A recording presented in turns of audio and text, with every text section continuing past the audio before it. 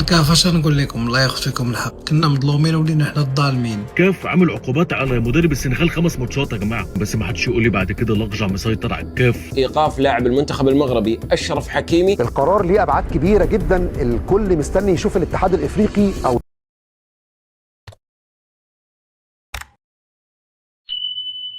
شفتوا يا جماعه العقوبات بتاعت الكاف؟ عشان بس ما حدش يقول لي بعد كده الاقجع مسيطر على الكاف، والمغرب بياخد كل حاجه بالحكام وبيشتري كل حاجه وبيشتري الكاف.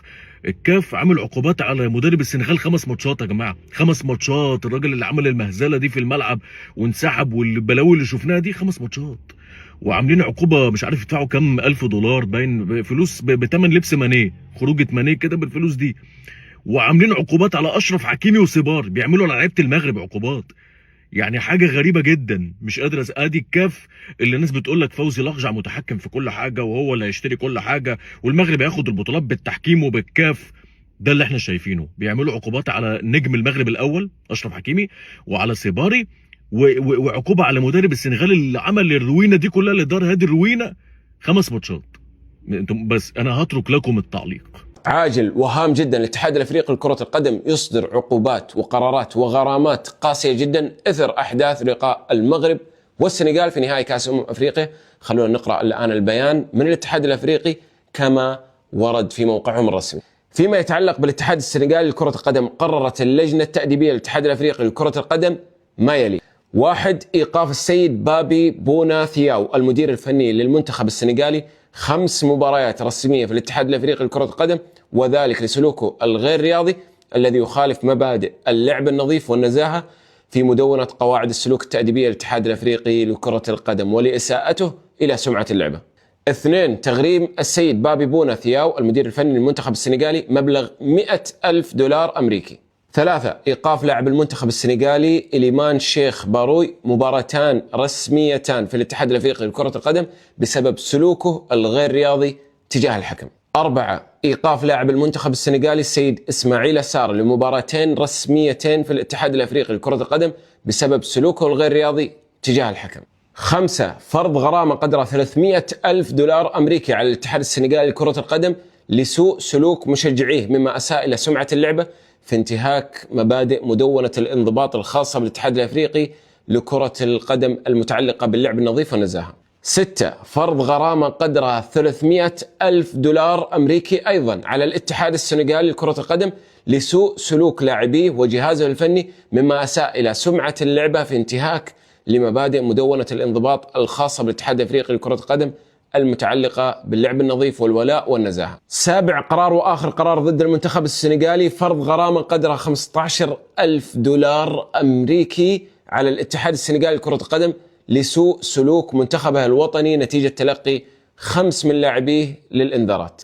بكذا صار الإجمالي $715,000 أمريكي الغرامات على الاتحاد السنغالي ولاعبيه. فيما يتعلق بالاتحاد المغربي لكرة القدم، قرر مجلس الانضباط التابع للاتحاد الافريقي لكرة القدم ما يلي: 1. إيقاف لاعب المنتخب المغربي أشرف حكيمي على المشاركة في مباراتين رسميتين تابعتين للاتحاد الافريقي لكرة القدم وذلك لسلوكه الغير رياضي. 2. إيقاف لاعب المنتخب المغربي إسماعيل صباري على المشاركة في 3 مباريات رسمية تابعة للاتحاد الافريقي لكرة القدم وذلك لسلوكه الغير رياضي. 3. تغريم السيد إسماعيل صباري مبلغ $100,000 أمريكي. 4. تغريم الاتحاد الملكي المغربي لكرة القدم مبلغ $200,000 أمريكي وذلك لسوء سلوك جامعي الكرات في الملعب خلال نهائي كأس أفريقيا. غرامة أخرى على الاتحاد المغربي لكرة القدم $100,000 أمريكي لسوء سلوك لاعبيه وجهازه الفني الذين اقتحموا منطقة مراجعة تقنية الفيديو المساعد الفار وعرقلوا عمل الحكم في انتهاك لمبادئ اللعب النظيف والنزاهة. 6. فرض غرامة قدرها $15,000 أمريكي على الاتحاد الملكي المغربي لكرة القدم لاستخدام مشجعيه أشعة الليزر خلال المباراة. إجمالي الغرامات على الاتحاد المغربي ولاعبيه $415,000 أمريكي. ورسميا تم رفض الاحتجاج المقدم من الاتحاد المغربي لكرة القدم. رفضت اللجنة التأديبية للاتحاد الافريقي لكرة القدم الاحتجاج المقدم من الاتحاد الملكي المغربي لكرة القدم بخصوص الانتهاكات. ما باغيش نفقسكم على الصباح، ولكن ما تكونش اكثر من الفقصه ديال الخساره في بلادنا وداك الفوضى كامله. العقوبات اللي نزلوا بها علينا اشرف حكيمي السيباري الجامعه اكثر من ديال السينيغال اللي داروا الفرطه. تخيل السيباري غيخلص 100,000 دولار والمدرب ديال السينيغال غيخلص 100,000 دولار. ما نعاودش نفرج كوره. هو الكاف اش نقول لكم، الله ياخذ فيكم الحق. 10 ايام وحنا كنتسناو فيكم بحال ما عرفتش غتقولوا لينا. المهم عقوبات ديال الكاف خرجوا، غرموا الجامعه الملكيه المغربيه 330 الف دولار. ما عرفتش علاش، كنا مظلومين ولينا حنا الظالمين. وحكيمي 2 الماتشات مع وحده وقف التنفيذ، يعني وحده ما غيلعباش في اي تورنوا تابع لاكاف. سيباري حكموا عليه ب3 الماتشات و100 الف دولار. وبما يخص صحاب البلباله واللي روضوا الفتنه وما عرفت شنو داروا، الجامعه السنغاليه حكموا عليها بغرامه 915 الف دولار. اسماعيل صار وقفوه 2 الماتشات، والمدرب اللي دار داك الفيلم كامل 5 الماتشات. 5 الماتشات تابعين للكاف. هذا ما كان، هذا هو القرار ديال الكاف. وبالنسبه الاحتجاج اللي دفعت الجامعه الملكيه تقابل بالرفض من طرف الكاف على انسحاب وداكشي. المهم هادشي علاش قلت لكم شحال هادي الخبط الكروي مهم في الكره وسيرتو في الافريق. جاو داروا لنا السينما والخبط الكروي وداو لنا كوب دافريك من تيران. ماشي مشكل، هادي دير لنا عقل، ماشي مشكل، نعوضو ان شاء الله في كوب دافريك. قضيه المغرب والسنغال، وطبعا ناس كتيره مستنيه تشوف القرار، والقرار هنا مش متعلق بس بالفرقتين او بالمنتخبين.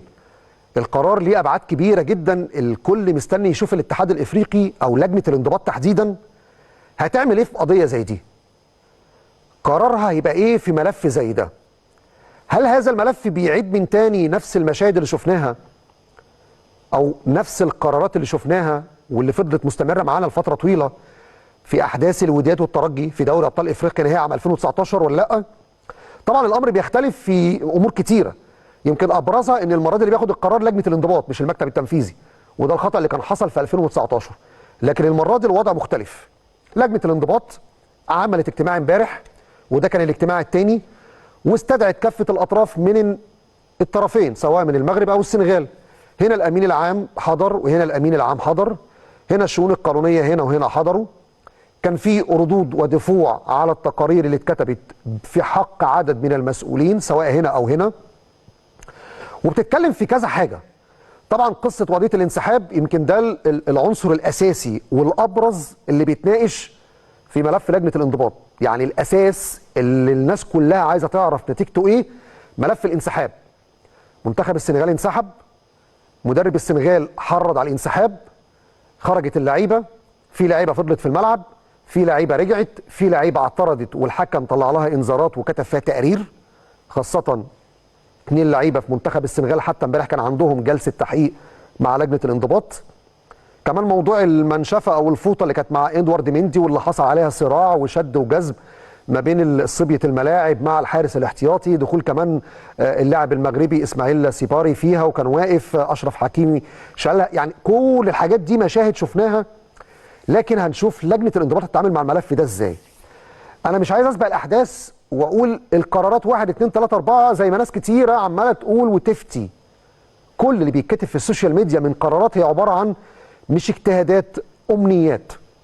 اللي مع الطرف المغربي بيتمنى 1 2 3 4 قرارات قويه وحقهم، واللي مع طرف السنغال بيتمنى وبيتوقع العقوبات تبقى متعلقه بالتصفيات الافريقيه وايقاف لاعب او 2 وغرامات وجهه نظرهم.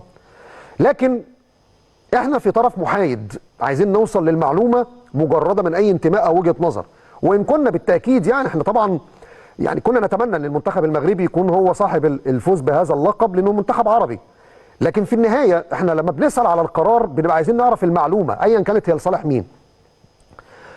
ابرز حاجه انا لما سالت عليها وكان دايما بيجي لي بيها نفي، والله اعلم المصادر دي كلامها صح ولا غلط، لكن هنستنى ونشوف القرارات الرسميه، لان في النهايه الكل بيجتهد، لكن القرار الرسمي هو اللي هيبقى فاصل وهو هيبقى عنوان الحقيقه. لما سالت على موضوع اللقب، هل اللقب ممكن يتسحب؟ هل اللقب ممكن يتم تجميد اسم البطل؟ هل ممكن يتم سحب الميداليات؟ انا سالت مصدر واثنين وثلاثه من مصادر وثيق الصله، يعني الكل بلا استثناء بياكد لي ان الموضوع ده مش استحاله بس صعوبه كبيره جدا يتخذ فيه قرار. قالوا لي الحكم كمل المباراه وصفر بنهايه المباراه ونزلوا سلموا الميداليات وكاس البطوله والموضوع خلص. لكن هيبقى في عقوبات شديده جدا على فكره الانسحاب والتحريض على الانسحاب والاعتراضات في الملعب والمشاهد اللي حصلت واقتحام جماهير السنغال لارضيه الملعب. فهل ممكن العقوبات اللي توقعت في مباراه الاهلي والزمالك في السوبر الافريقي تكون معيار نبني عليها ممكن يتنفذ على الاتحاد السنغالي، ان يلعب له مثلا ما لا يقل عن 4-6 مباريات بدون جمهور، ان مثلا يكون في غرامات ماليه، ان يكون في ايقاف طويل الامد يوصل ل8 مباريات ايقاف، 10 مباريات ايقاف،